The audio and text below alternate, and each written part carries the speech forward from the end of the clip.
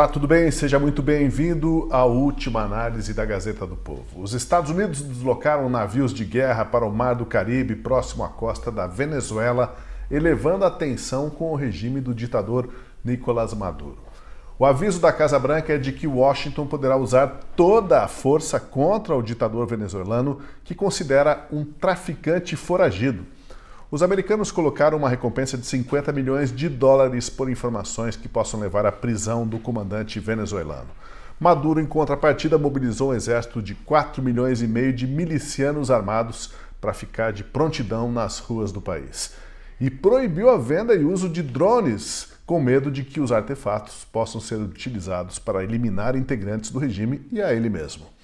A escalada da crise na Venezuela ocorre no momento em que o próprio Brasil se encontra em disputas e embates políticos com os Estados Unidos. A situação ganha contornos mais graves porque o governo de Lula é aliado histórico do ditador Nicolás Maduro, de quem, inclusive, Lula é amigo pessoal. Bom, o próprio Lula trata Donald Trump também como fascista e candidato a imperador do mundo.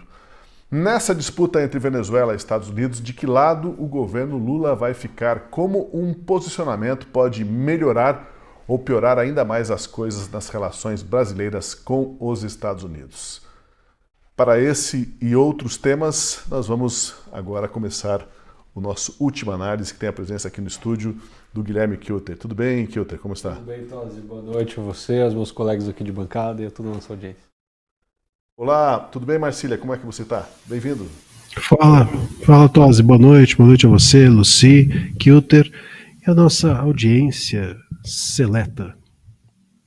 Lucy, está se ajeitando aí? Já estamos teu enquadramento, está com muito teto, dá para diminuir um pouco o teto, mas daqui a pouco você faz esse ajuste. Seja bem-vindo. Eu vou arrumar, desculpa. Tudo bem, Marcos, Marcília, Guilherme, nossa querida audiência? Vamos lá para mais um dia de emoções, né, gente? Pois é, cada dia surpreende, traz as suas próprias surpresas, né? E hoje temos a surpresa aí de acirramento das tensões no Mar do Caribe. Aumentou muito a temperatura entre os governos dos Estados Unidos e da Venezuela. Navios de guerra americanos estão, como eu disse, no Mar do Caribe, e a porta-voz da Casa Branca avisou que Washington pode usar toda a força contra Maduro, que comanda o que é considerado um regime ilegítimo. O próprio Maduro é considerado um narcotraficante pelos Estados Unidos. Veja o que disse Caroline Leavitt hoje na Casa Branca. What I will say with respect to Venezuela, President Trump has been very clear and consistent. He's prepared to use every element of American power to stop drugs from flooding into our country and to bring those responsible to justice. The Maduro regime is not the legitimate government of Venezuela. It is a narco-terror cartel. In Maduro, it is the view of this administration, is not a legitimate president. He is a fugitive head of this cartel who has been indicted in the United States for trafficking drugs into the country. Catemos, então, essa situação, né, que se levou para um nível inédito de tensão entre os dois países. E eu começo perguntando aqui para o Guilherme Kilter, que é especialista em relações internacionais. Kilter, tudo por enquanto na retórica, mas existe mobilização de tropas, né, como uma forma até de dissuasão para o Maduro. Mas se a gente for prestar atenção no que disse ali a porta-voz da Casa Branca, ela falou que ele é um fugitivo e que os americanos consideram usar toda e qualquer medida de força para trazê-lo à justiça, porque consideram ele um narcotraficante. São palavras duras que indicam até uma possível ação americana mais do que um mero exercício militar. Não, com certeza, não é só uma sinalização. Sinalização a gente não coloca homens, não usa tanta mobilização para mandar um sinal, para mandar um recado. Recado o governo Trump vem dando desde a sua campanha, quando já falou que combateria Maduro e o narcotráfico na América Latina. Não é à toa que ele colocou Marco Rubio como secretário de Estado, talvez o mais importante secretário do governo Trump, o Marco Rubio esse que é latino de origem e sabe muito bem quais são os problemas da América Latina e tem acompanhado de perto. Não é à toa que eles aplicaram sanções contra todos aqueles envolvidos no programa Mais Médicos, né? Um programa que sabidamente escravizava cubanos, médicos cubanos, para dar mais dinheiro do Brasil ao regime cubano. O 80% do dinheiro enviado para Cuba para manter esses médicos ficava com o regime cubano, não era repassado para eles, e as suas famílias eram obrigadas a ficarem presas lá em Cuba, e eles ficavam aqui trabalhando no Brasil. Ele está de olho em tudo isso e olha, é alarmante, né? Porque são 4 mil militares, 4 mil homens que os Estados Unidos está mandando para a costa da Venezuela, aviões P-8 de espionagem e até um submarino de ataque. Isso não é uma sinalização, não é um exercício, é de fato muito claro o que o Trump está passando para a Venezuela. Eles querem sim combater o narcotráfico e não só na Venezuela. Os principais alvos são o cartel da Sinaloa, no México, e Tren de Aragua, da Venezuela, cartéis que sim afetam os Estados Unidos. A droga que chega nos Estados Unidos, que chega no Brasil e sai do Brasil e vai para a Europa, todas são produzidas nessa região, Venezuela, Colômbia, México, América Central principalmente. Então ali é foco de produção, foco do narcotráfico e com certeza é um alvo do governo Trump. Agora, resta ver até onde eles estão dispostos a escalar isso. Entrar em confronto direto, colocar esses 4 mil homens em terra, aí eu já não sei. Pelo que eu li aqui, eles vão ficar ali no limite das águas internacionais, na costa da Venezuela, para que não seja considerado como uma invasão ao território americano. E aí, claro, pode ser interpretado por Maduro como uma declaração de guerra se eles adentrarem aí as águas que pertencem ao domínio militar da Venezuela. Então resta ver, é claro que as tropas da Venezuela, o poder do exército venezuelano é infinitamente menor que o exército americano, não teria nem briga, não teria nem combate. Já faz tempo que o Maduro é procurado pelos Estados Unidos e até oferece recompensas milionárias, milhões de dólares contra a favor de quem tiver qualquer informação contra o Maduro. Então, o Trump de fato tem se movido nesse sentido, articular guerras e paz no mundo todo. A gente já viu ele articulando um cessar-fogo entre Índia e Paquistão, entre Israel e Síria e Israel e Irã também. Agora tem recentemente articulado a paz na guerra entre Putin e o Zelensky, né, Ucrânia e Rússia, e não é à toa, está mandando militares agora aqui para o narcotráfico da Venezuela, porque de fato quer colocar tudo sob o seu controle e é algo que impacta diretamente a vida e o cotidiano da segurança pública dos Estados Unidos. Agora, Marcília, no primeiro mandato do Trump, ele tinha colocado uma recompensa por informações que levassem à prisão do Nicolás Maduro de 15 milhões de dólares. Agora a recompensa subiu para 50 milhões de dólares e criou um estado de paranoia lá no regime chavista, né, ou madurista, porque nem drone mais pode se comprar, vender, utilizar no país, o medo que o drone possa ser uma arma muito letal. A gente vai explorar isso ao longo do programa, o posicionamento do Brasil em todo esse enrosco, né? O Brasil tradicionalmente, Brasil não, o governo Lula tradicionalmente é aliado de Maduro e até hoje se recusa a chamá-lo de ditador. Então, Marcília, se fosse uma espécie de briga na escola, você chega, está acontecendo uma briga e o Brasil chega, e quem é o amigo do Brasil nessa briga, essa disputa, Marcília? Essa recompensa, né, do jeito que ela está crescendo, se tiver um terceiro mandato do Trump, eu acho que o Lula até entrega o Maduro pro Trump, né? Do jeito que o Lula gosta de dinheiro, eu acho que está chegando próximo ali do próprio Lula entregar. Eu não sei, se eu fosse Maduro, não recebia mais ninguém ali do Brasil, enfim, do governo petista. De qualquer forma, eu acho que a gente precisa fazer uma leitura, né, eu acho que isso vai aumentar ou acirrar ainda mais a questão da polarização, porque os petistas, né, os esquerdistas, vamos dizer, progressistas, sei lá, chama do que quiser, eles enxergam, eles vão voltar a o próprio Trump, né, ele está voltando àquela era em que se chamavam os Estados Unidos de o xerife do mundo, a polícia do planeta, e não sei o que e tal. Isso foi durante muito tempo um tipo de política externa muito comum nos Estados Unidos e que nos governos mais recentes isso se abrandou, né? Ou isso se disfarçou mais, né?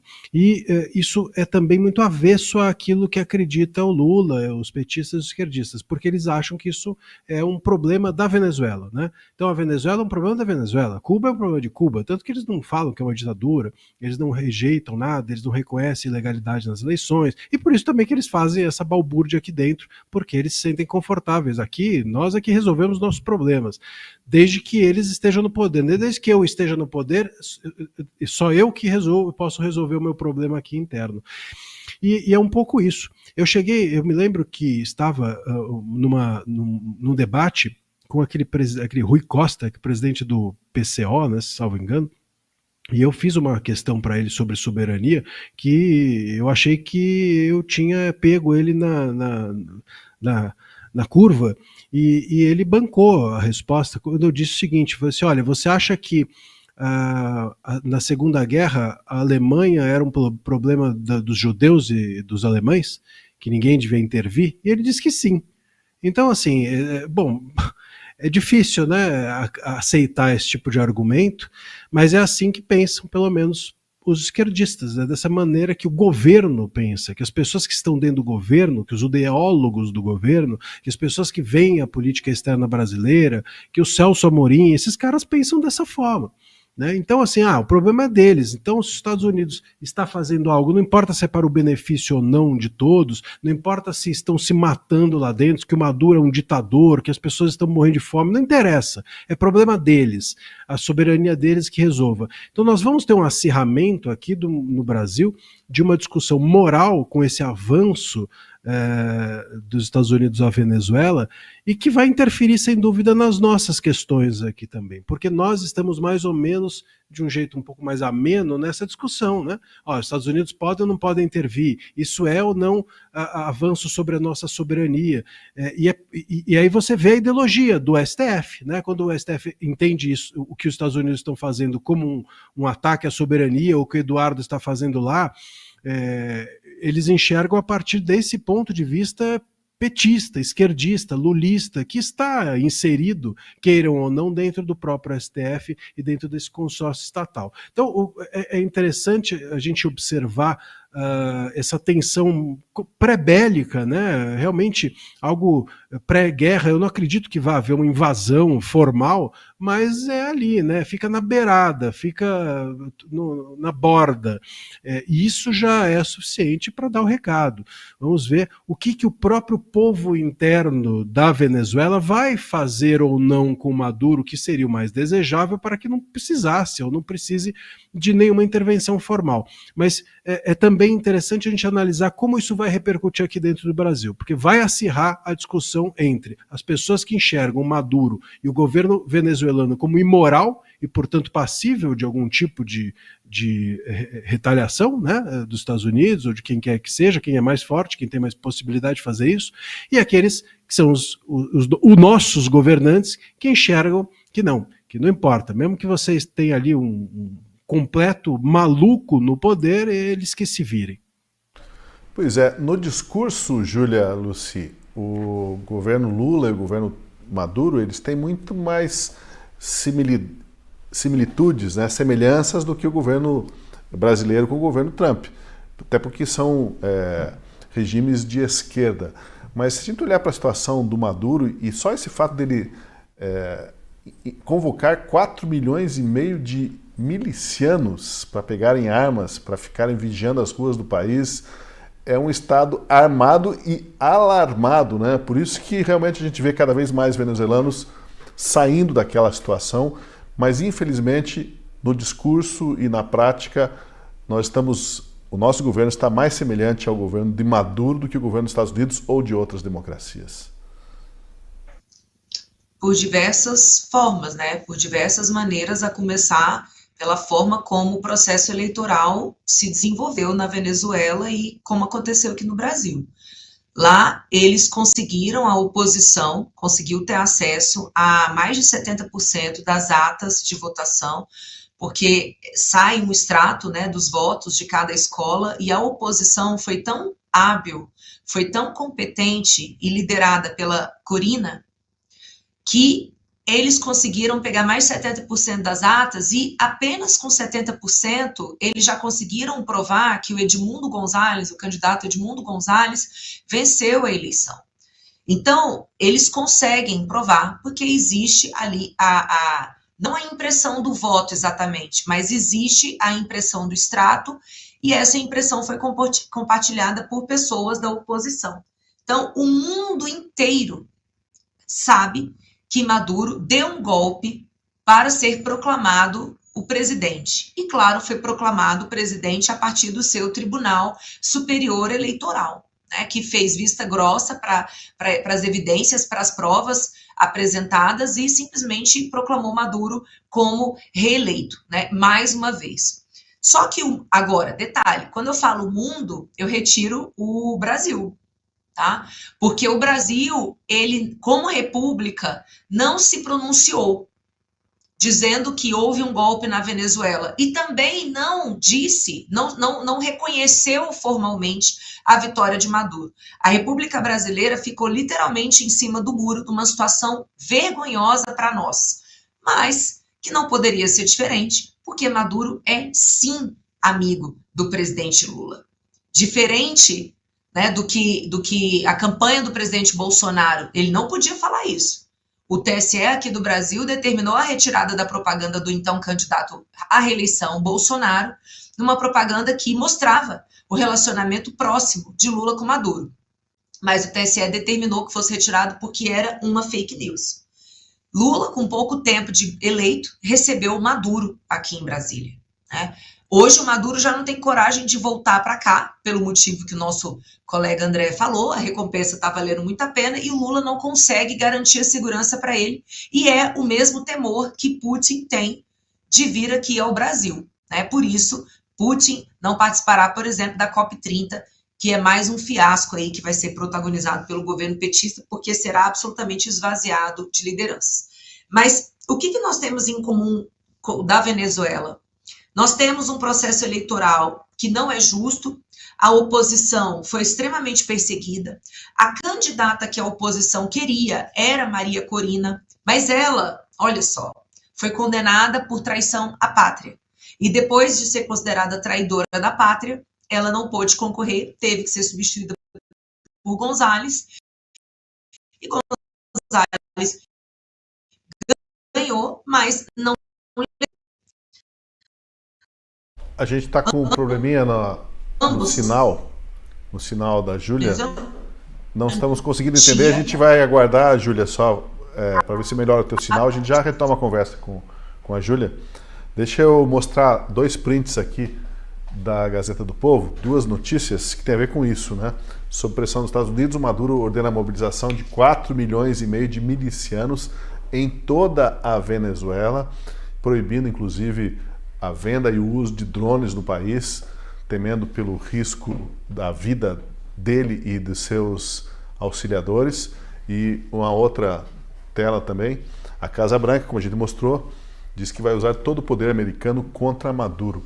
E eu pergunto para você, Kilter, o Brasil sendo uma potência regional, um líder regional, o governo petista tem responsabilidade pelo fato de Maduro ter se perpetuado no poder? O governo petista poderia, o governo Lula poderia, lá atrás, quando houve aquelas irregularidades, aquelas fraudes gritantes na eleição, como líder regional, ter agido para que Maduro passasse o poder, para que fizesse eleições democráticas? Na verdade, o governo Lula lavou as mãos na melhor das hipóteses. Na pior das hipóteses, foi conivente e foi solidário ao ditador, né?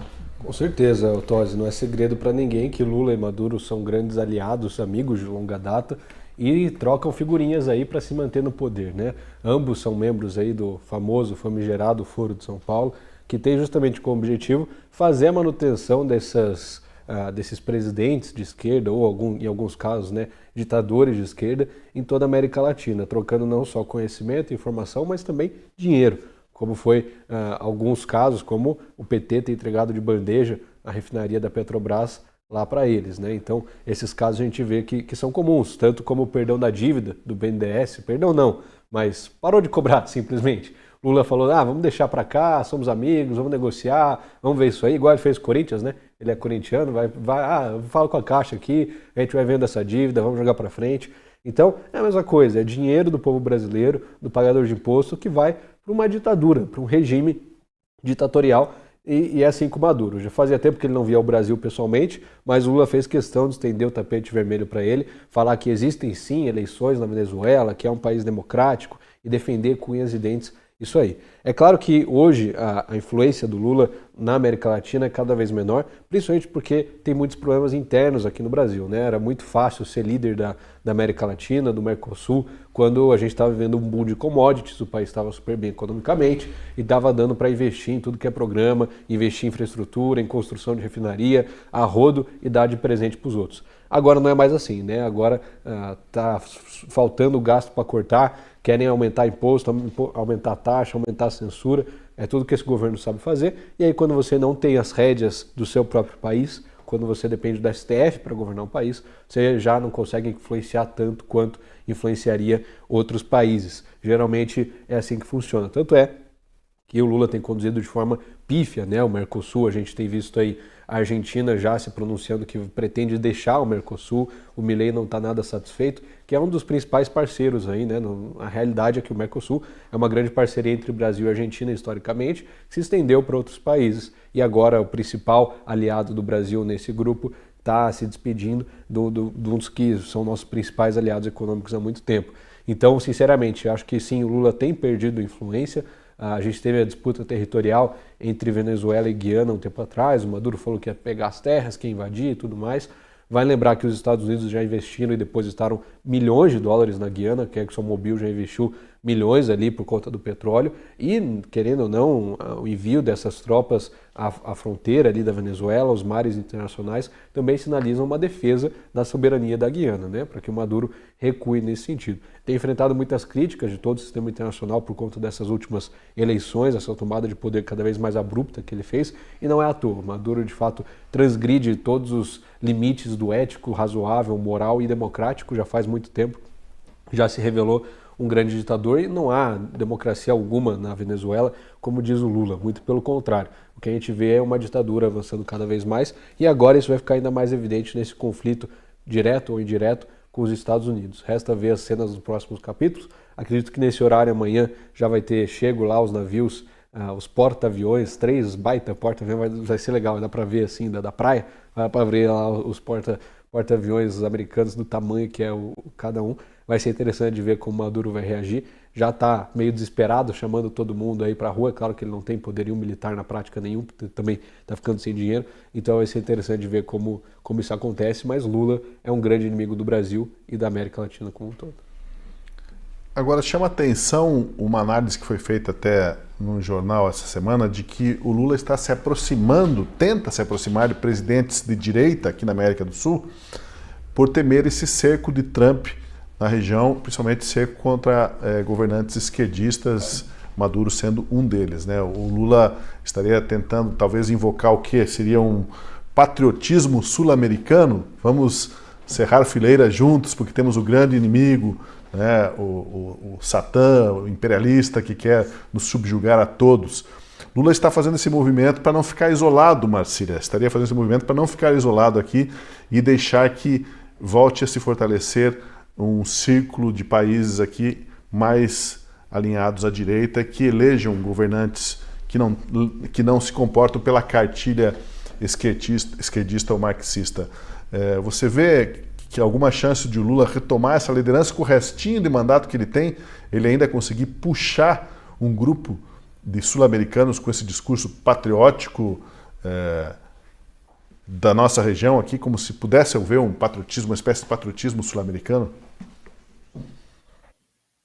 Ele tem tentado fazer isso, né? Agora, veja só, eu até no primeiro comentário falei que existe uma tendência, né, na esquerda em acreditar que os problemas de um país, o próprio país deve resolver.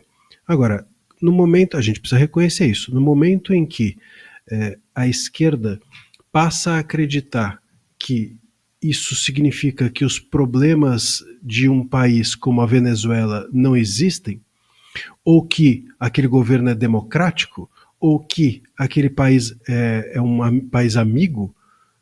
Veja, tem uma diferença aqui, que é uma diferença moral. E a moralidade não deveria ser de esquerda ou de direita. Eu acho que a esquerda deveria também ser ética e moral. Então, no momento em que um país... Eu entendo o pensamento da esquerda que diz assim, olha, cada país tem que resolver o seu problema. Tá, ok. beleza, eu entendi. Só que, no momento em que eu chego e falo, o país Venezuela tem que resolver o seu problema, eu preciso riscar o chão e depois, em seguida, se eu sou um esquerdista, tenho que riscar o chão e em seguida falar assim, mas eu condeno o regime. Então, no momento em que eu acredito que eles têm que resolver o problema deles, eu posso até entender que isso é um pensamento de esquerda. Mas no momento em que eu digo o regime deles está tudo certo, eu não condeno esse regime, ao contrário, eu me associo a esse regime, me torno amigável a ele, eu não estou sendo de esquerda, eu estou sendo um completo imbecil. Eu estou sendo, enfim, estou diferenciando aqui ser esquerdista de imbecil, mas eu sei que às vezes isso se conecta. Mas o fato é que, assim, a gente precisa entender, isso não é ser de esquerda. Você ser um amigo de ditaduras, isso não é uma questão de ideologia. A gente não pode aceitar que é normal o cara estar amigado a ditaduras. É isso que o nosso governo está fazendo. E não é só aqui na América do Sul, não. É no mundo inteiro. O Brasil está afiliado e associado a ditaduras, no mundo inteiro. No mundo inteiro. Essa é a escolha do Lula, essa é a escolha do Celso Amorim, essa é a escolha da política internacional brasileira.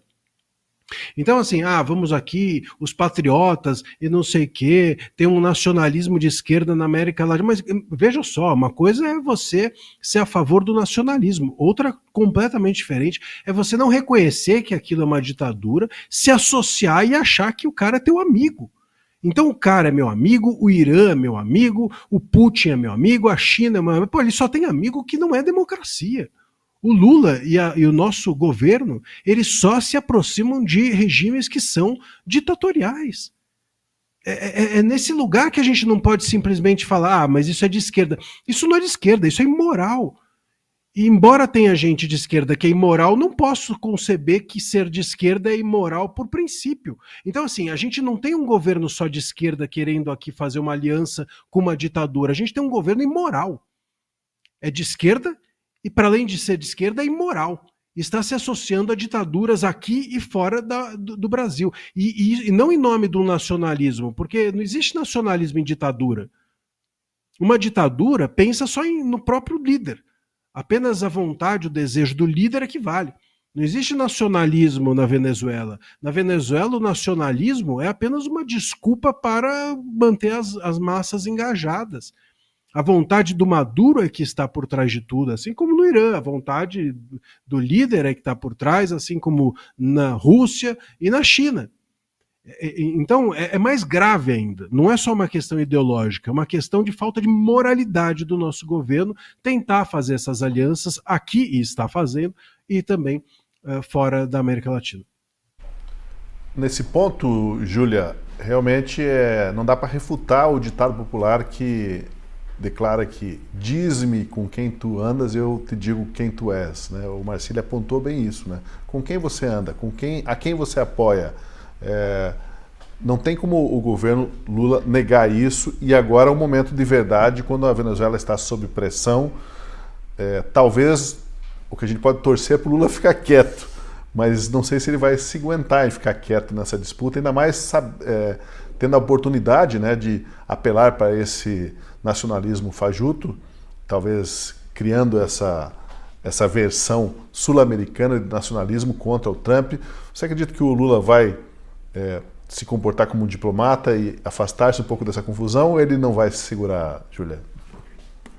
Olha, Tosi, primeiro que é importante a gente falar que a ideia de uma união da América Latina, ela é bastante explícita no livro As Veias Abertas da América Latina, do uruguaio Eduardo Galeano, foi publicado em 1971, é um livro que qualquer estudante de ciência política, ciências sociais no Brasil vai ser obrigado a ler, eu mesmo o li, e depois da leitura é até convincente, tá? Porque, claro que o estudante universitário ainda não amadureceu muito, não teve muitas vivências na vida, mas acaba que um sentimento de união é desenhado dentro da proposta do livro no sentido de os países da América do Sul, da América Latina, reconhecerem o seu passado de exploração, o seu passado de colônia.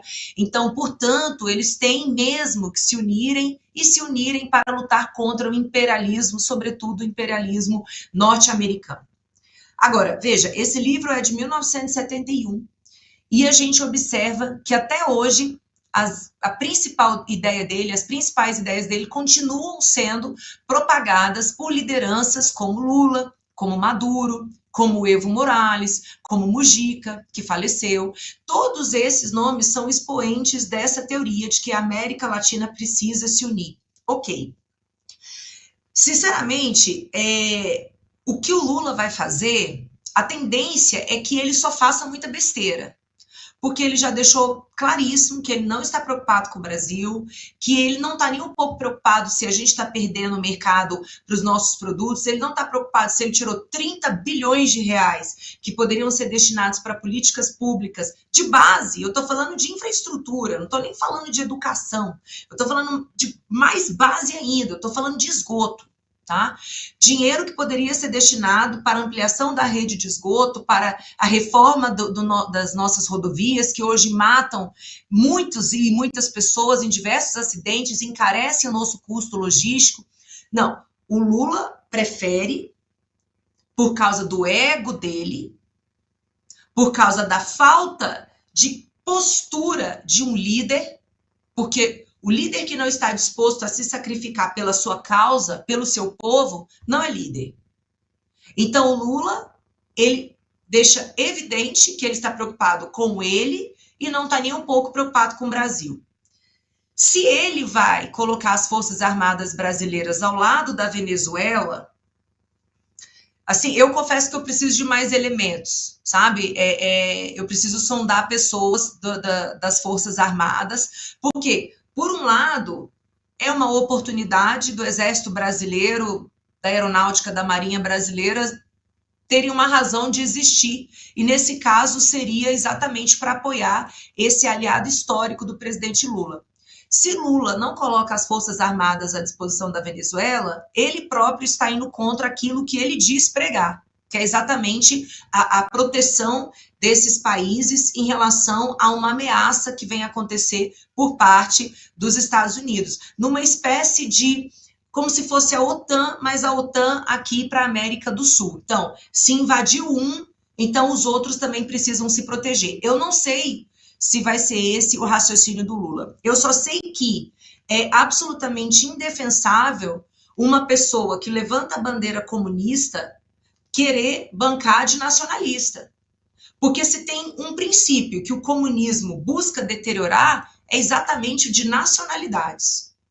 Tanto que existe uma bandeira comum em todos os países que levantam o comunismo.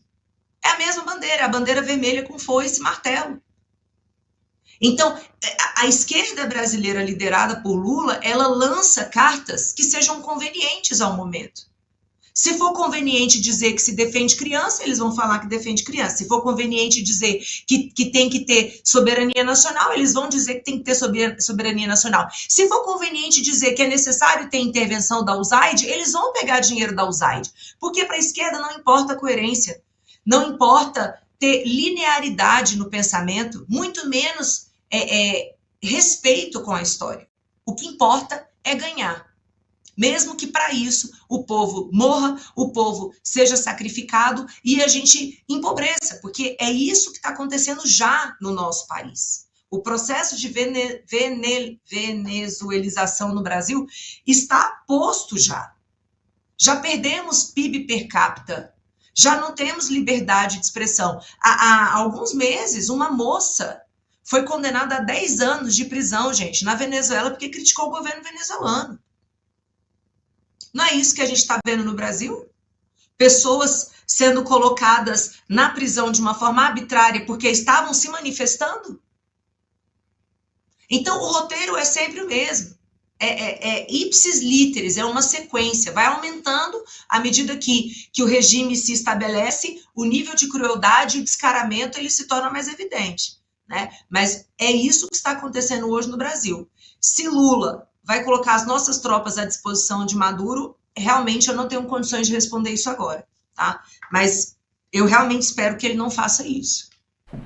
A gente vai debater em seguida como esse processo de venezuelização, é uma palavra difícil de falar, mas saiu, venezuelização, como ele não começou de hoje e como ele está enraizado, inclusive, nas estruturas de poder e mesmo no Supremo Tribunal Federal. Nós vamos ver e debater sobre isso. Mas daqui a pouquinho, porque agora tem um recado do patrocinador.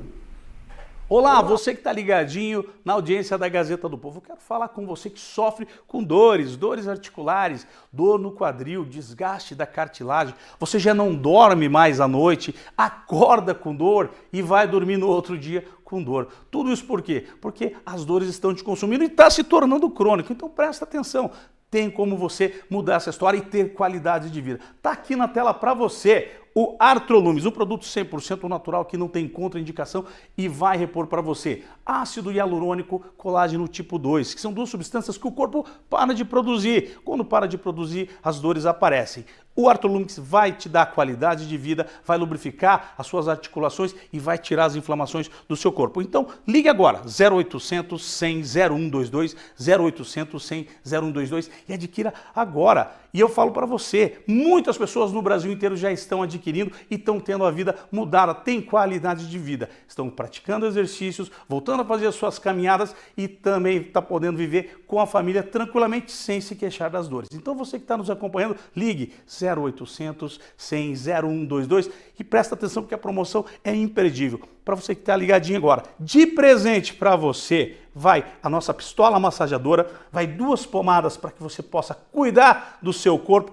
e tá aqui, ó, produto 100% natural que não tem contraindicação, já tem mudado a vida de muitas pessoas. Liga 0800 100 0122 com 60% de desconto, frete e ligação é gratuita. Acesse o QR Code que está aparecendo para você e comece a cuidar da sua saúde ou da saúde de quem está aí ao seu lado que está sofrendo com as dores. Ligue agora 0800 100 0122, 0800 100 0122. Artrolumis vai mudar a sua vida. Olha, no fundo, a crise política, diplomática e econômica entre Brasil e Estados Unidos é a materialização do sonho de muitos petistas e outros esquerdistas. Eles sempre pregaram o enfrentamento ao Império Americano, ao grande Satã, que personificaria todos os supostos males do capitalismo. Pois agora o enfrentamento, como a gente vê, é aberto e tem a chancela a parceria do Supremo Tribunal Federal. O petismo pode até estar em baixa entre a população, mas conseguiu se infiltrar nas estruturas do poder a ponto de colocar o país à beira do caos econômico. Tudo para manter a narrativa de que houve golpe de Estado em 8 de janeiro de 2023 e assim mandar Jair Bolsonaro para a cadeia. Denunciado pelos Estados Unidos por perseguição ideológica e violação do devido processo legal, o STF se alia ao governo Lula e faz o Brasil seguir perigosamente os passos já trilhados pela Venezuela. E nós, brasileiros, assistimos atônitos à chegada do caos anunciado. E aí eu quero saber, começando pelo Marcília ali, Marcília, qual que é o papel e a responsabilidade do PT nesta crise, né? Quanto tempo o Brasil vai precisar para recuperar-se dos prejuízos econômicos e institucionais que serão herança do governo Lula, que tudo leva a crer, né? Tudo indica que deve terminar ao fim de 2026. Ô Tosi, olha só, eu acho que a minha visão é um pouco pessimista a respeito disso, porque eu não acredito, eu sou, nesse sentido, bom, tem diversos autores que vão por ali e que vão nesse sentido, e eu me filio a todos eles no sentido de que um Estado, ele se modifica, em geral, de baixo para cima, não de cima para baixo. Então, eu não acredito que a estrutura de governo é que gere as modificações.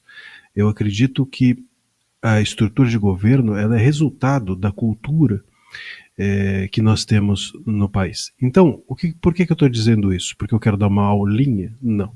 Eu estou dizendo isso... Ah lá, a Lúcia já está batendo pau.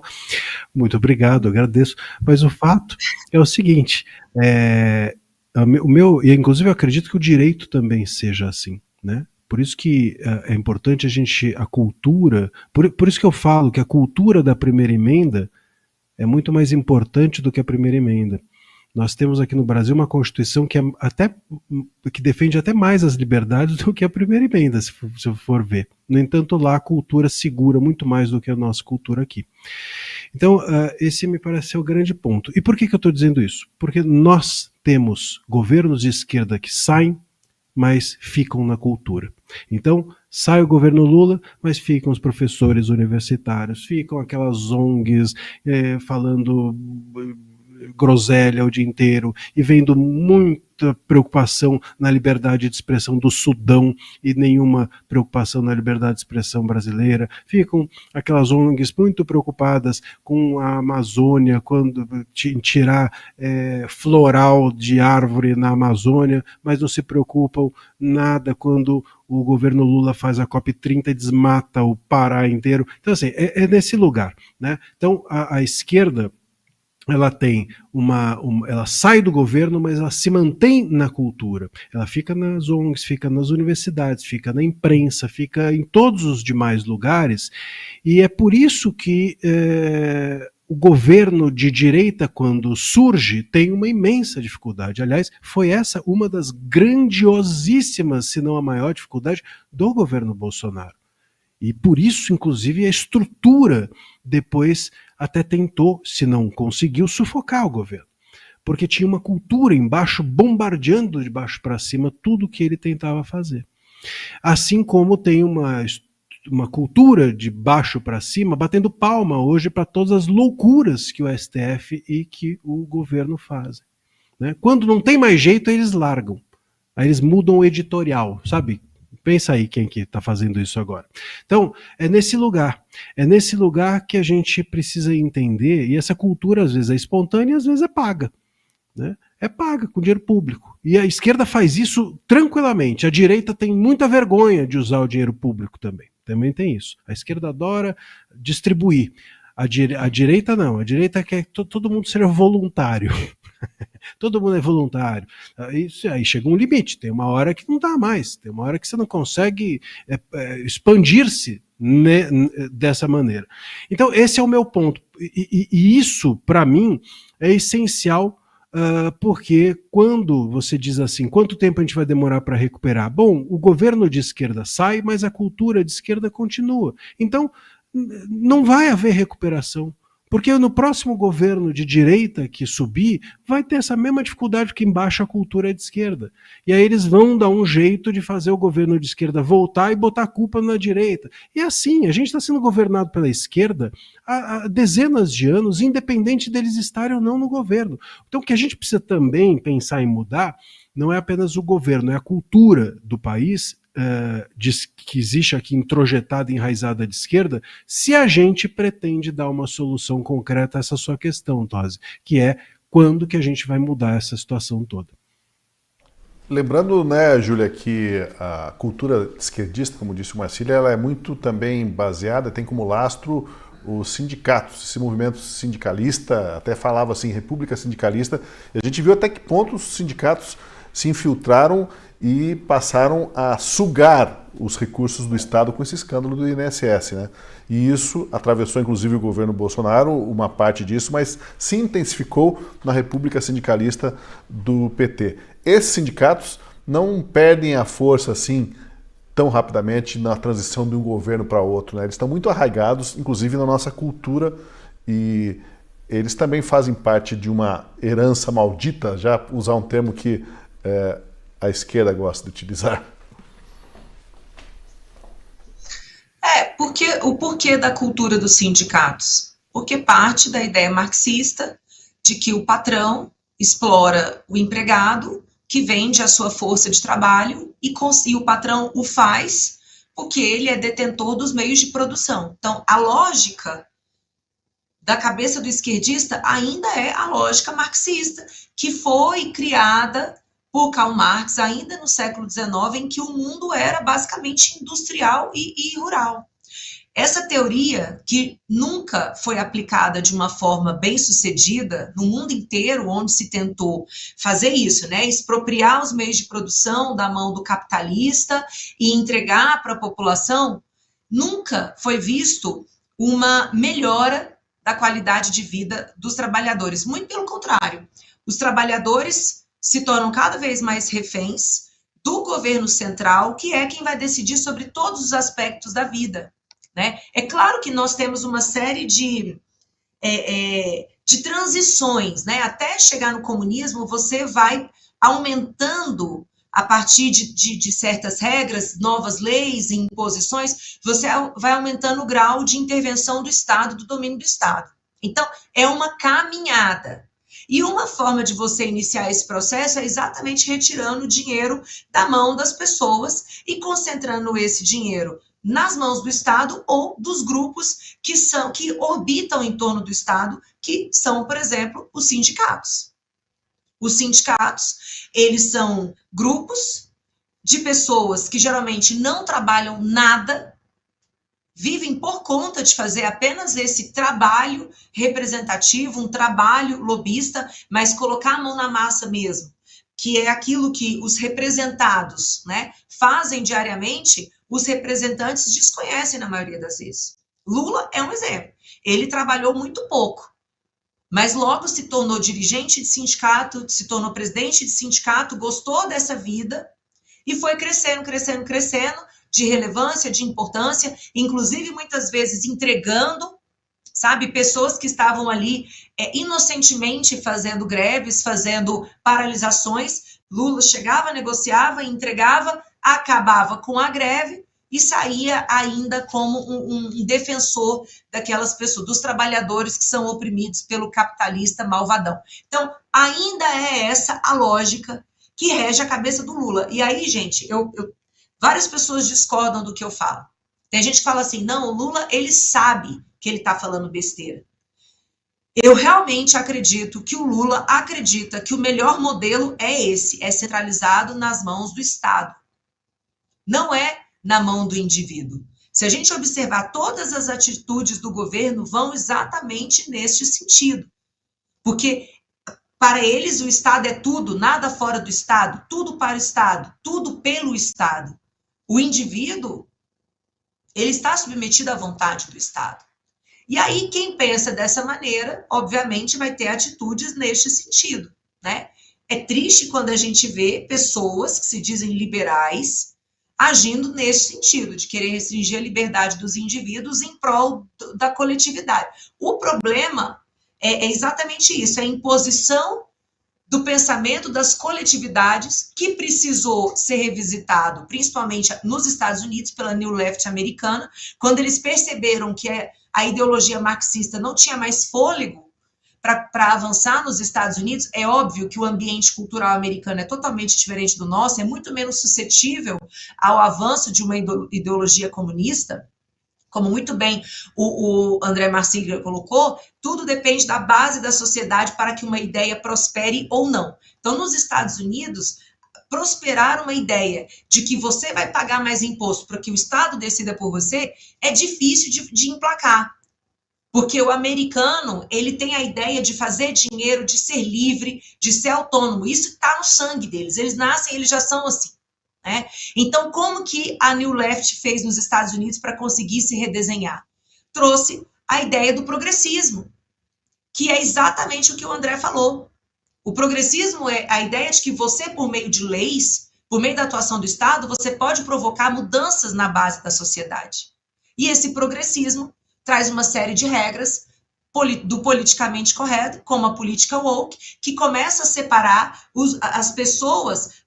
A gente não olha para as individualidades, a gente olha para o grupo onde as pessoas se encontram. Né? Então, foi assim que aconteceu nos Estados Unidos, para sobreviver à ideia dos democratas. Foi importada aqui no Brasil, só que, claro, somos um país muito diferente. Agora, no momento em que o brasileiro teve a oportunidade de se opor a essas imposições todas, quando, por exemplo, o presidente Bolsonaro desobrigou a contribuição obrigatória com os sindicatos, o que nós vimos foi exatamente uma queda profunda da arrecadação dos sindicatos. Precisou Lula ser eleito para trazer de novo a obrigatoriedade de contribuir, exigindo dos trabalhadores que se manifestem explicitamente quando não têm intenção de continuarem nesses grupos que não representam, apenas servem de ambiente para que os seus líderes tenham uma qualidade de vida e tenham acesso a luxos que os trabalhadores que eles dizem representar não têm acesso. Kilter, eu quero jogar algumas informações aqui antes de ouvir você. Existe um fio condutor aí presente em praticamente todos os lances desta crise inédita envolvendo o Brasil e os Estados Unidos. E esse fio condutor é o PT, ou o petismo, e sua visão ideológica anti-americana. Veja só o caso da aplicação da Lei Magnitsky aos brasileiros. Foi o líder do PT na Câmara, o Lindenberg Farias, quem acionou o STF para impedir que os bancos que operam no Brasil apliquem as sanções ao ministro Alexandre de Moraes. O caso está nas mãos do ministro Cristiano Zanin, advogado do petista Lula, que foi alçado ao STF, mas Zanin não teve tempo de se manifestar porque outro magistrado, que foi ministro deste governo do PT, o Flávio Dino, se apressou em tomar uma decisão monocrática. O comunista Flávio Dino declarou que os bancos brasileiros não podem acatar as sanções da Lei Magnitsky sem autorização expressa do Supremo. Como você vê, existe um petista em cada ponta desse novelo, né? Desse telefone sem fio. Estão por todos os lados. Essa realidade torna realmente mais difícil e demorada a tarefa de desaparelhar o Estado brasileiro a partir das eleições de 2026, e não só o Estado, também desviciar a mente dos brasileiros, né, a cultura brasileira, de dogmas e práticas esquerdistas. Se ontem a gente viu a Embaixada dos Estados Unidos traduzir ali o post do Estado americano falando que Alexandre de Moraes é tóxico, eu diria que os petistas são como um câncer no Brasil, né? Onde está, prolifera a corrupção, multiplica-se a impunidade e esse tipo de desgraça acontece cada vez mais, né?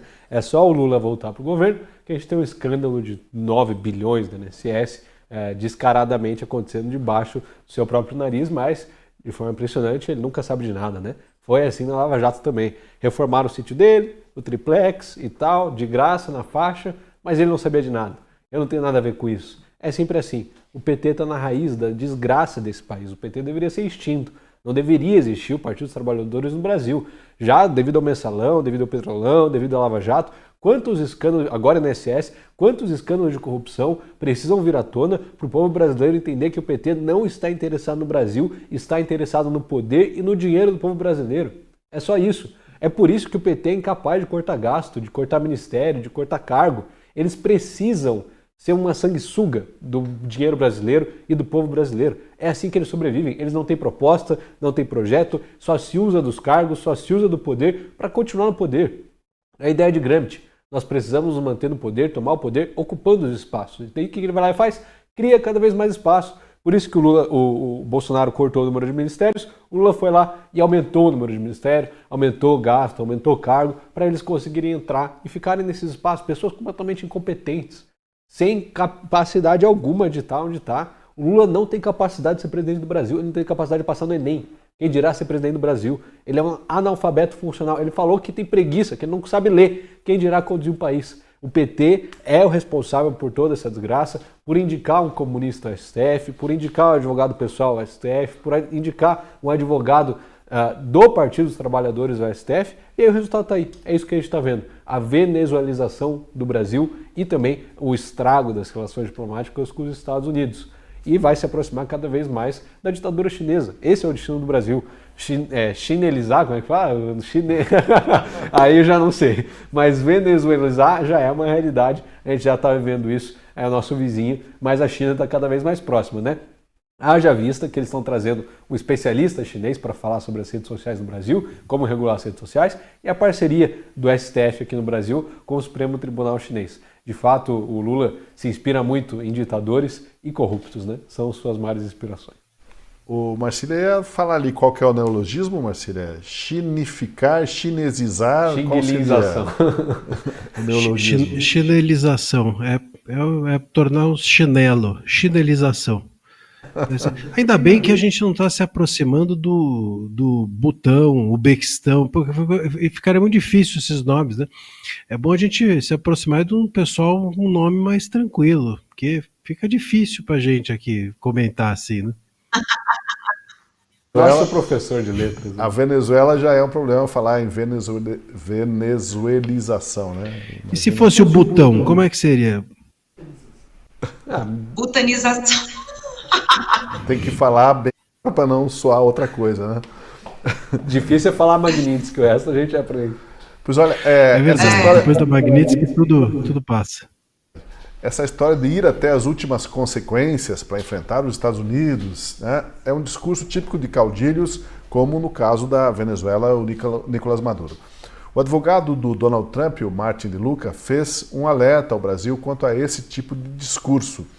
Ele escreveu o seguinte: ao tentar blindar Alexandre de Moraes, o ministro Dino está repetindo uma fórmula que já vimos em lugares como Venezuela e China e que fracassaram.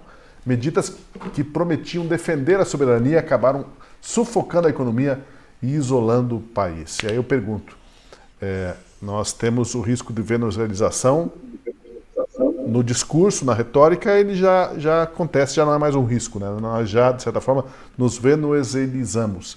Mas na economia, há sinais também de que se a gente for nessa retórica, como disse o Martin de Luca, nós estamos trilhando um caminho que já está marcado ali, outros já pisaram e levou para o abismo.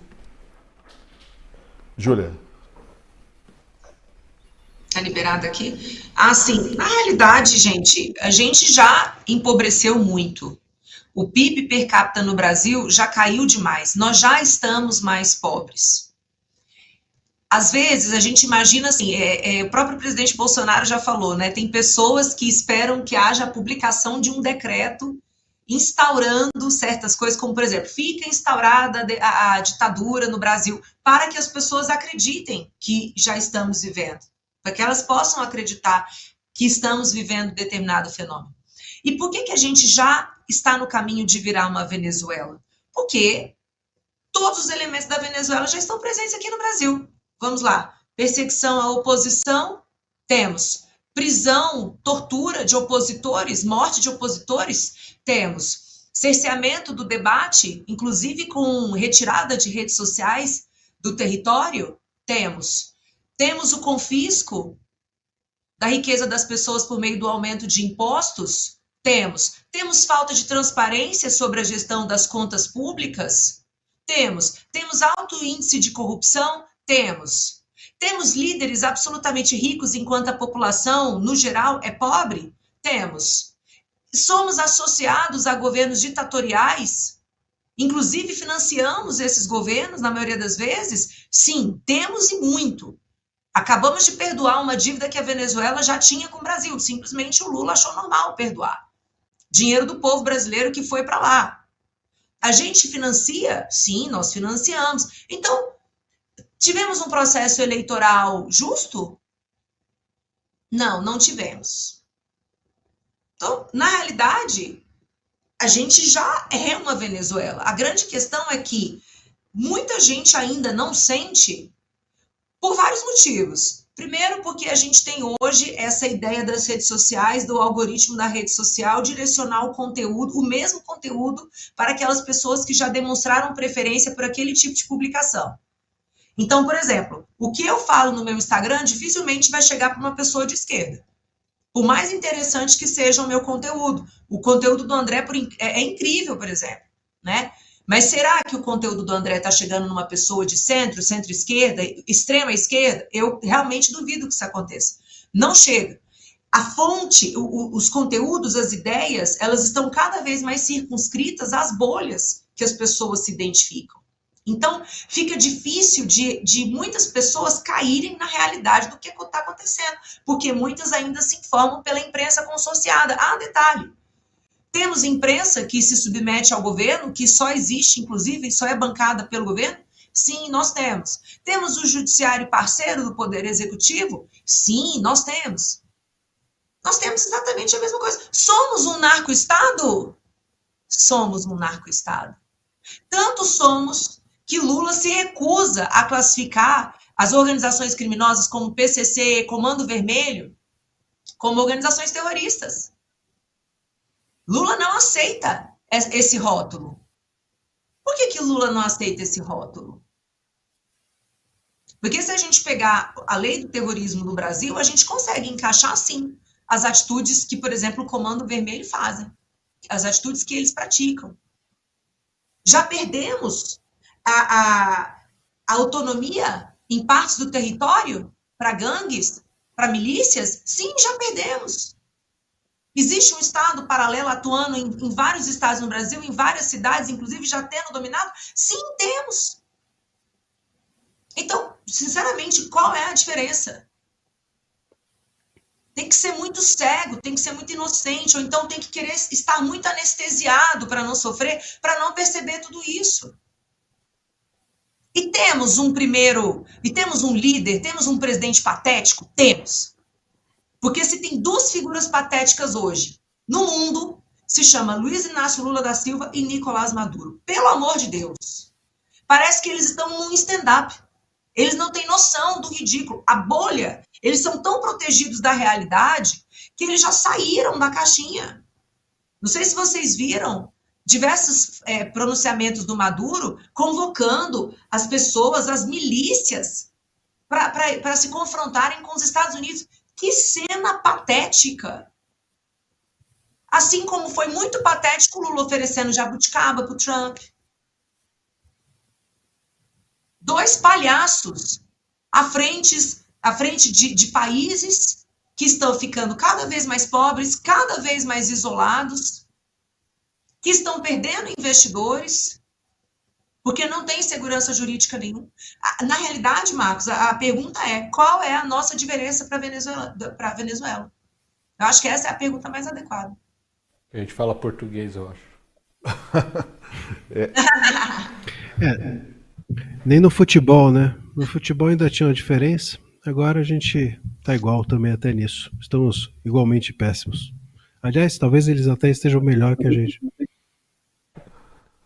Na Libertadores Na Libertadores vamos um pouco melhor. Agora, no Mundial de Seleções é mais difícil. Mas o que a Lucy falou é real, né? Se você for apontar alguma coisa, poupa tempo você falar, tentar achar o que é de diferente, porque de semelhante, né, fala como a Venezuela, persegue como a Venezuela, reprime como a Venezuela. Ora, então há muitas mais semelhanças do que diferenças. E os instrumentos são muito parecidos, né, Tosi? As narrativas são muito semelhantes. Vamos defender a soberania nacional. Aí vai lá e toma o poder para si e deixa o povo na desgraça. Vamos defender a nossa democracia. Aí vai lá e sequestra as instituições completamente, aparelha o Estado de forma completa para que não haja espaço para qualquer oposição. Vamos proteger nossas eleições democráticas. Aí vai lá e acaba com a oposição, toma todas as urnas, esquece qualquer resultado, qualquer apelo a qualquer tribunal eleitoral, deixa isso quieto. Aqui foi a mesma coisa, o TSE é completamente aparelhado pela esquerda durante as eleições, ou vocês viram algum perfil de esquerda sendo derrubado, alguma propaganda do Lula sendo derrubado, o Lula sendo proibido de chamar o Bolsonaro de genocida? Eu não vi, só vi do outro lado.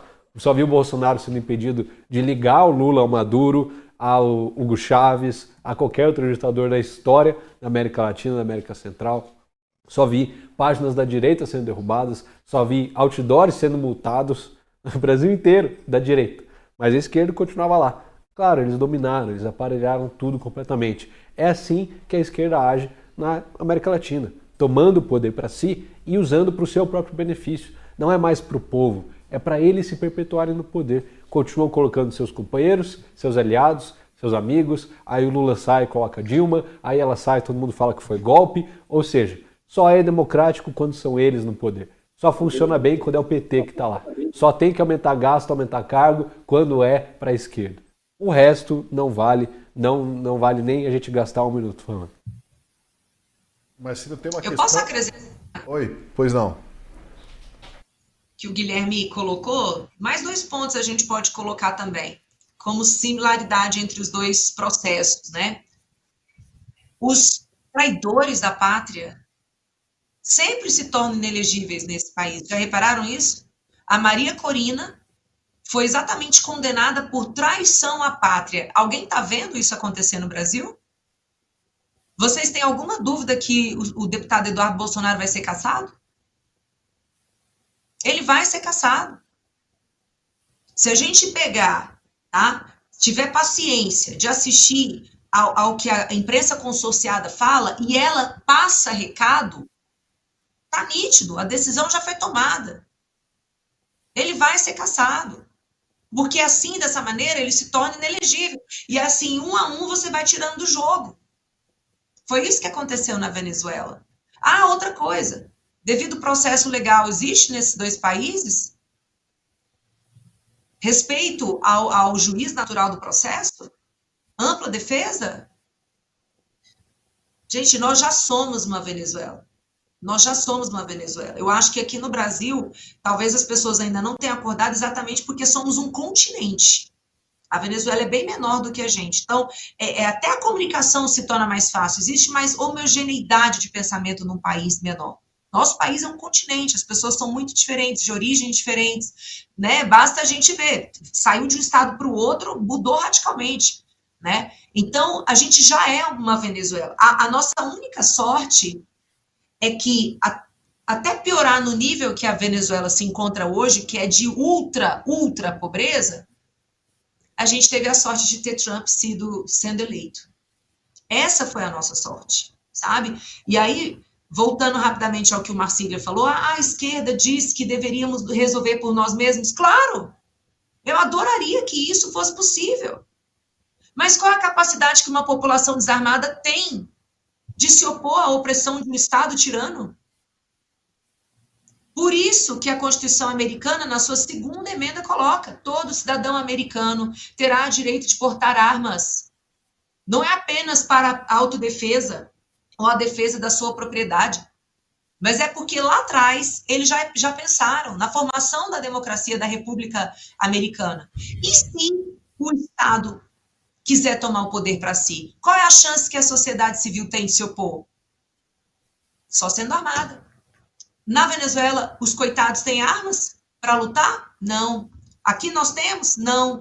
Então, sinceramente, não tem como esperar que um povo desarmado, subjugado, pobre, tenha condições de se opor a um regime tirânico. Infelizmente, é necessário uma ajuda externa, sim.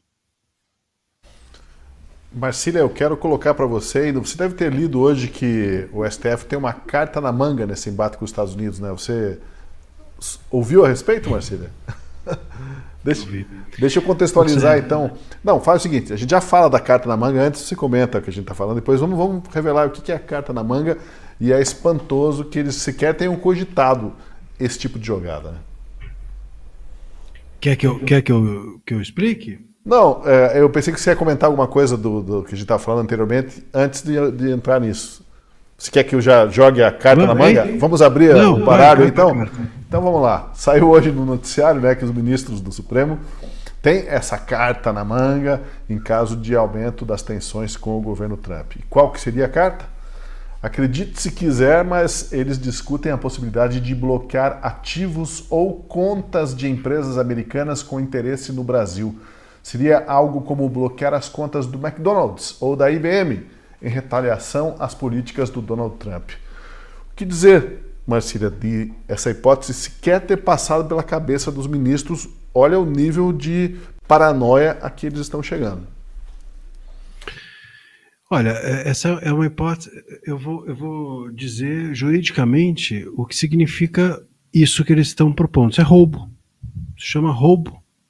Né? Você bloquear o dinheiro de uma empresa é roubo. Bom, de uma empresa que não tem ilícito nenhum, não há nada contra ela, isso é roubo. Eu não sei como chamar de outra forma. Roubo estatal, talvez, para ficar um negócio mais bonito. Né? É aquilo que, por exemplo, na Venezuela faz. Pegam as empresas e estatizam. Roubo. É isso que é. Estatizar uma empresa privada é roubo. Isso fizeram na Alemanha, com as empresas dos judeus. Né? Pegaram as empresas dos judeus, os bens deles, e levaram para o Estado. Isso foi feito. Isso é uma loucura. Isso é um absurdo, por completo. Por completo. Veja, cogitar, eles cogitaram isso. E o pior, né? Isso saiu na imprensa. Então, assim, não é que eles cogitaram e agora, depois de 30 anos, nós descobrimos uma carta em que um maluco falou um para o outro e a gente descobriu. Não, eles cogitaram, isso saiu na imprensa, eles falaram disso com jornalistas. Eles acharam pertinente levar isso para um jornalista publicar. Olha, estamos aqui pensando em alguns passos, dentre os quais esse. Isso é uma loucura. É uma loucura. Então o STF está à beira de ir para o buraco e quer nos levar juntos, a todos nós, as empresas. Veja só, isso não é um revide a Magnitsky. A Magnitsky, ela não pegou dinheiro de ninguém. Ela não bloqueou dinheiro de ninguém e nem bloqueará, porque isso é roubo. Você não pode pegar dinheiro dos outros. Gente, é uma coisa básica. Então, assim, a Magnitsky, o que ela faz é dizer para a empresa norte-americana que ela não pode mais se relacionar com empresas brasileiras. Ponto. Você corta a relação negocial e a empresa brasileira que se vire. Assim como o Lula está querendo fazer negócio com o Equador, o Banco Brasileiro pode fazer negócio com quem quiser. Isso é ilícito? Os Estados Unidos pode escolher com quem negocia e as empresas norte-americanas também. Portanto, isso é lícito. Ninguém está pegando dinheiro de empresa brasileira. Vocês entendem? Agora, cogitar, bloquear bens de empresas norte-americanas que não tem nada a ver com nada. Bloquear dinheiro, ativo. Isso é ilícito. Então, assim, é muito sério isso ter passado pela cabeça de um juiz, sei lá quem, e espero que tenha realmente... enfim, eu esperava que isso não passasse, mas se passou pela cabeça de alguém, eu esperava que passasse e os outros rechaçassem. Mas não, a pessoa se sentiu confortável de contar para o jornalista que isso foi cogitado ali dentro. Então é muito, muito ruim, muito perigoso. E vamos dizer, hein, agora os empresários parece que estão preocupados. Agora eu comecei a ver um post de um cara do mercado financeiro, sabe, os isentões? Tem um monte de isentão aí que agora os isentões começaram a falar, opa, parece que a coisa não é tão tranquila assim, né? Tem um isentão aí que inclusive tem até bom, não vou citar, mas tudo bem, mas que há um tempo atrás até foi publicado o isentão é um forte. Foi uma das publicações que saiu, o isentão forte. Agora eu quero ver o isentão ser um forte diante de uma possibilidade dessa. Cadê a força? Então, é nesse lugar que nós estamos. Agora, eu queria também dizer que isso não é a primeira vez que acontece. Quando o X foi suspenso, a Starlink teve os seus bens bloqueados, sem nada ter a ver com a história, sem nem ter relação nenhuma societária com o X, que justificasse o bloqueio. Então isso não é a primeira vez. Aí eu queria perguntar para os isentões, ou para os empresários, ou para o mercado, que agora parece que, enfim, caiu a ficha, onde que eles estavam quando o Starlink foi bloqueado lá atrás, e aí eles olharam e falaram, mas isso não é comigo. Até que ponto chega a capacidade de alguém que está investido num cargo público imaginar que ele tem essa força, essa prerrogativa para, se quiser, na cabeça dele, bloquear contas de uma empresa, de uma multinacional, em punição a um governo, como disse o Marcília, é apropriação, achar que é roubo, mas cogitar isso já seria vergonhoso. Cogitar ainda passar para a imprensa é mais vergonhoso ainda. Mas a gente vai daqui a pouquinho fazer uma rápida investigação aqui para ver quem pode ter falado isso. Tem ali, reduzindo, fazendo um filtro ali, a gente chega a 3 nomes. A gente já fala sobre isso, vamos antes ao recado do patrocinador. Olá, estou trazendo uma novidade que vai revolucionar a autoestima de homens e mulheres que sofrem com a queda capilar. Não perca mais nenhum fio de cabelo. Se você está se sentindo inseguro ao ver a sua aparência mudar por conta da calvície ou da queda de cabelo, o tratamento com o Hair Leo é a solução que você tanto busca. Chega de se esconder ou se sentir desconfortável com a sua imagem. É hora de mudar isso de uma vez por todas. Você sabia que com o tratamento certo é possível recuperar não só o cabelo, mas também a confiança e a autoestima? O Hair Leo, com suas ampolas PDRN, vai parar a queda de cabelo, estimular o crescimento dos fios e ajudar a cobrir aqueles espaços indesejados na coroa e na região da calvície. E o melhor de tudo, é rápido, eficaz e o mais importante, sem dor. Sim, você ouviu corretamente, é sem dor. Afinal, quem quer continuar perdendo fios quando a solução é simples, acessível e sem sofrimento? A Liu Technology está trazendo um produto que é revolucionário e promete mudar a sua vida. As ampolas PDRN têm a capacidade de regenerar o couro cabeludo, revitalizando e estimulando o crescimento de novos fios desde a raiz. Com uso contínuo, você vai ver o seu cabelo crescer mais forte, saudável e com muito mais volume. Esqueça os métodos invasivos, como o transplante capilar, que são dolorosos e caros. O Hair Leo é a alternativa ideal para quem quer resultados rápidos sem comprometer o bolso. Em apenas 2 semanas de tratamento, você já vai começar a notar os primeiros sinais de crescimento. Imagine só, olhar no espelho, ver o seu cabelo se regenerando de maneira uniforme, cobrindo aqueles espaços que antes pareciam impossíveis de preencher. A autoestima que você merece está ao seu alcance. Não deixe que a calvície continue dominando sua vida. Comece agora o tratamento com as ampolas PDRN e recupere a beleza, a força e o brilho do seu cabelo de maneira natural e eficaz. Ligue agora para 0800 000 4458 e aproveite a oferta imperdível. 0800 000 4458. Os primeiros 100 que ligarem terão 70% de desconto no tratamento, além de um super presente para você. Não perca mais tempo. A sua chance de conquistar o cabelo dos seus sonhos está aqui. E o melhor, hein? O seu tratamento será entregue em até 7 dias, direto na sua casa. Não espere mais para transformar a sua vida. Comece já o tratamento Hair Leo e sinta a diferença na sua autoestima, confiança e bem-estar. Liga agora para 0800 000 4458 e diga adeus à calvície. É a Liu Technology, trazendo de volta a sua autoestima. Pois é, os ministros do Supremo Tribunal Federal, como a gente estava conversando, ficaram irritados depois de alguns deles se reunirem com banqueiros e ouvirem que é impossível para os bancos driblar os efeitos da Lei Magnitsky. Veja o que teria afirmado um dos ministros após esse encontro. Os americanos também não têm empresas no Brasil? Acham que elas estão imunes? Espera aí, nós também podemos confiscar o dinheiro, os bens dessas empresas. Lembrando aí que participaram da reunião com os banqueiros os ministros Alexandre de Moraes, Gilmar Mendes e Cristiano Zanin. Qual deles será que falou dessa carta na manga e que tem algum antecedente aí, Kilter? Eu acho que foi o Cristiano Zanin, porque ele fala muito, ele é essa pessoa que se pronuncia bastante, sabe? Tem posições muito firmes, assim, fala bastante com a imprensa, certamente foi o Zanin com aquele seu jeito ditatorial, né? É claro, a gente faz brincadeira, mas é lamentável, né? O estado que chegou os nossos ministros ou seus pronunciamentos, né? Vale lembrar que o juiz tinha que se manifestar nos autos.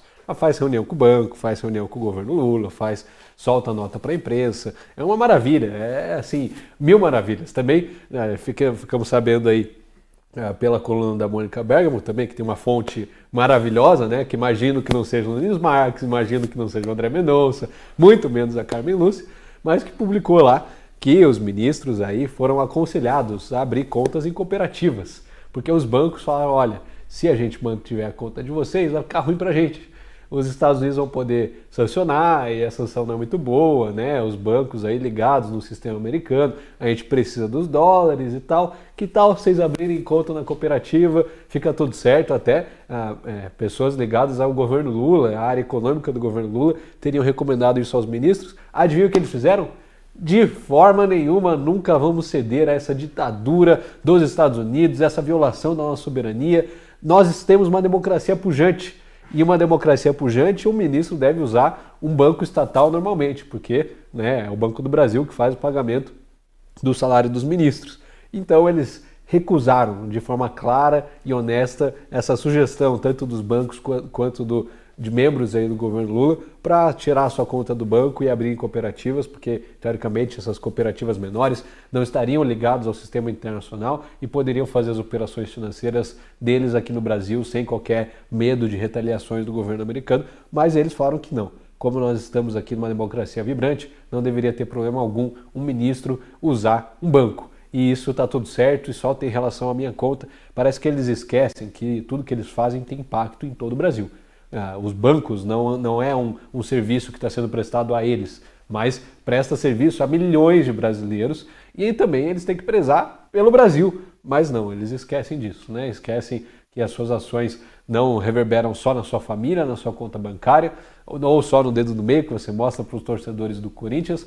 Não, reverbera em todo o Brasil e eles deixaram isso de lado. Agora, resta ver o que vai fazer os grandes bancos aí, né? Banco do Brasil, Bradesco, Itaú, Santander, porque hoje foi o dia, como o mercado chama, né? Dia do urso, bear market, caiu tudo para os bancos aí, depois dessa decisão do Dino, as ações derreteram, perderam milhões e milhões em valor de mercado, com uma única canetada do Flávio Dino e um processo que, em tese, não tem nada a ver com os Estados Unidos, né? Não tem nada a ver com os bancos, não tem nada a ver com a Magnitsky, porque ele não citou a Magnitsky, mas é uma ampla decisão aí que aborda tudo. Então, de fato, vai ser interessante ver os próximos furos dos ministros. Eu queria que a gente fosse uma mosca, a gente podia colocar todos os 11 num BBB, assim, e a gente ia acompanhando o que eles fazem conforme chega a notícia dos Estados Unidos. A gente dá um Big Fone para o Eduardo Bolsonaro, Gilmar Mendes está sendo sancionado agora com a Lei Magnitsky. Ia ser bem legal de assistir e de ouvir. Infelizmente não temos esse poder que a gente pode ver e ficar sabendo através dessas notinhas aí, esses furos de imprensa. Então vamos acompanhar os próximos passos. Mas essa reação deles, né, de cogitar, inclusive, trancar bens e recursos de empresas americanas como represália, ela é tão absurda que remete a uma espécie de delírio de poder, né, Júlia?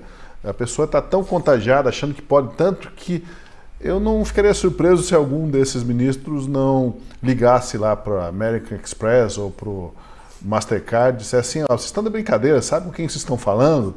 Sabe quanto tempo que eu tenho esse cartão de vocês? Pega o 0800 do cartão, né? Ali. O 0800. Ele liga, fala: o que é isso aqui? Trate de restabelecer já, é uma ordem, o meu cartão de crédito, porque eu estou com vocês aqui há uns 20 anos e isso é inadmissível. Direito do consumidor, e quem está falando aqui é um ministro do STF, sabe? Fico imaginando... Eles falam: manda por e-mail a ordem, ministro, que a gente obedece aqui. Lembra um pouco de delírio de poder, né, Júlia? Mas convenhamos, o que foi que até agora eles quiseram fazer e não fizeram? Eles prenderam um deputado federal por uma manifestação do deputado federal. O deputado federal está preso até hoje. Eles conseguiram impedir que o então presidente Bolsonaro fizesse algumas nomeações que são de competência privativa do presidente da República. Eles conseguiram suspender boa parte da campanha de um candidato, campanha que não houve mentira, porque o que era dito que Lula era pró-aborto é verdade, que Lula era amigo de Maduro é verdade. Eles conseguiram fazer isso também. Então, a minha pergunta é, por que eles pensariam que eles não podem bloquear, congelar os bens de uma empresa, uma empresa estrangeira aqui no Brasil? Aqui no Brasil eles podem tudo, gente. Eles fazem o que eles querem.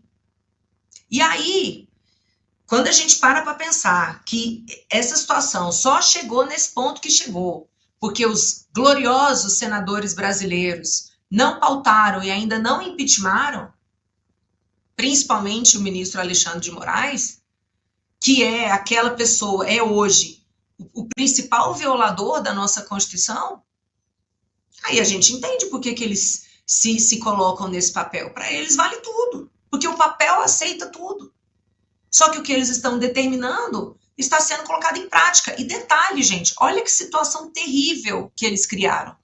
Terrível. Se o dirigente do banco, o corpo jurídico do banco, decide enfrentar e, portanto, sancionar na medida em que a Magnitsky exige, essas pessoas podem ser incluídas no inquérito de golpe de Estado. É absurdo assim. Porque é muito fácil dar o duplo twist carpado. Olha, se o banco seguiu a Magnitsky, então a Magnitsky está servindo a um propósito que é o de afetar a justiça brasileira, que é o de proteger aquele que tentou dar um golpe. Então, quem está protegendo quem tentou dar um golpe também faz parte da tentativa de golpe, entra no inquérito. Vocês duvidam que isso pode acontecer? Certamente esse é o receio do corpo jurídico desses bancos. O CPF dessas pessoas que têm essa responsabilidade pode ser incluído nesse inquérito. Porque, veja, o deputado Eduardo Bolsonaro foi incluído recentemente nesse inquérito. A suposta tentativa de golpe foi 8 de janeiro de 2023. Tem gente sendo incluída nesse inquérito até hoje.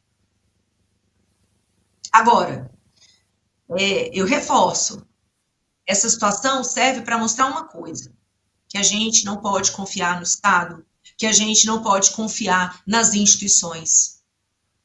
Que se a gente não entender que a gente tem que ter a custódia dos nossos ativos, que a gente precisa entender de diversificação de investimentos, a gente realmente vai passar por muita dificuldade na vida, sobretudo na terceira idade. Para mim, que sou quase uma libertária, talvez libertária, não sei, mas sou defensora da cultura das criptomoedas, especialmente do Bitcoin, essa é a maior prova de que as pessoas precisam defender o seu patrimônio, o esforço do seu trabalho, sendo autocustodiadoras daquilo que construíram, não depender do governo. E detalhe, as ações do Banco do Brasil, gente, desde o início da gestão dessa presidenta, já caíram mais de 60%. Hoje, elas caíram quase 6%. Sabe qual que é a minha curiosidade, Guilherme? Você falou, eu queria estar perto para saber como é que eles se comportam. A minha curiosidade é, será que os ministros compraram ações hoje do Banco do Brasil? Porque se eles tiverem comprado, sinaliza que vai ter uma reforma dessa decisão. Isso acontece muitas vezes, né? Aquela pessoa que detém o poder toma uma determinada atitude, algumas pessoas ao redor sabem do que vai acontecer, o preço cai, as pessoas entram, compram rápido, depois a decisão crime, é revertida. Isso é crime. Sim. Deixa Vamos ver. Eu tenho curiosidade para saber quem comprou a ação do Banco do Brasil hoje. Era isso que eu queria saber. Olha, apesar do tom da... Eu queria saber quem comprou a ação do Banco do Brasil sempre, porque realmente é uma... Quem é que faz isso? Muita gente, viu, Marcia? Tem muitos pequenos acionistas que mantêm aí o Banco do Brasil e que eu acho que é uma daquelas ações que dá dividendos, inclusive. Sim, os dividendos são muito bons, né? Então, é um problema sério que está sendo feito com o Banco do Brasil, porque tem muita gente miúda aí que está pagando esse preço, né? E deixa... Tosi, esse negócio de quem foi, né? A gente está careca de saber quem provavelmente foi a pessoa a fazer essa conjectura genial lá dos ministros, mas de qualquer maneira, eu me lembro que eu tinha um professor uma vez no cursinho, e tinha aquela mania de você mandar bilhete para frente, né? Você mandava o bilhete para frente, às vezes as meninas mandavam o bilhete para frente, dizendo que o professor era bonito, e ia passando de mão em mão até chegar no professor. E esse professor era muito bravo. E eu peguei, quando ele entrou na sala, e eu brincando com os meus amigos, botei num bilhete dizendo assim, o senhor não é pago para se atrasar. E dei para um amigo meu, falei assim, vou mandar para frente. Brincando, ele pegou e passou para frente, chegou no cara. Eu falei assim, agora eu tô ferrado, né? Porque ele vai mandar de volta e vai descobrir que sou eu, nunca mais eu assisto essa aula, porque tinha isso, volta, e voltava o bilhete até quem mandou, e eu falei assim, agora eu acabei a minha vida. E ele falou algo que eu diria o mesmo a esses ministros. Ele falou assim, eu não tenho o menor interesse em saber quem mandou esse bilhete, e eu também não tenho o menor interesse em saber quem é essa pessoa, lamentavelmente, tudo, né? Menos um juiz, menos um cidadão de bem que teve essa ideia. O aviso que os banqueiros deram para os ministros, né, criaram até um neologismo, foi de que essa decisão, essa ordem para que eles contrariem a lei Magnitsky, os efeitos dela, né, ela é incumprível, no sentido de não ser cumprível, impossível, incumprível, uma coisa fora de cogitação. E aí explica a irritação dos ministros que não aceitam que uma ordem dada por eles seja incumprível, Marcília, mas eles vão ter que incorporar esse verbo, esse neologismo no vocabulário. Incumprível. E sabe quem? Olha, sabe quem também não aceita que as suas decisões sejam rejeitadas? Os filhinhos, os bebês de colo não aceitam, né? Na hora que eles precisam mamar e acabou, tudo para, né? Então os bebês de colo, as crianças, os irresponsáveis, os incapazes e os juízes do Supremo. Alguém já disse, né, num ditado popular, que bebês de colo ou alguma coisa relacionada aos bebês de colo é muito parecido com o que sai às vezes nas sentenças dos juízes, mas aí é uma outra analogia. Muito obrigado, Marcília. Melhor não fazer. Melhor não fazer, mas as pessoas saberão ligar uma coisa com a outra. Obrigado novamente. Vamos poupar o jurídico da Gazeta dessa. Ok. Obrigado, Kilter. Júlia Luci, valeu pela sua companhia novamente. Marcília, até amanhã. E obrigado especialmente a você que esteve com a gente no Última Análise. Acompanhe sempre os nossos debates de segunda a quinta-feira, às 7h, reprise no dia seguinte. Até mais, até o nosso próximo encontro.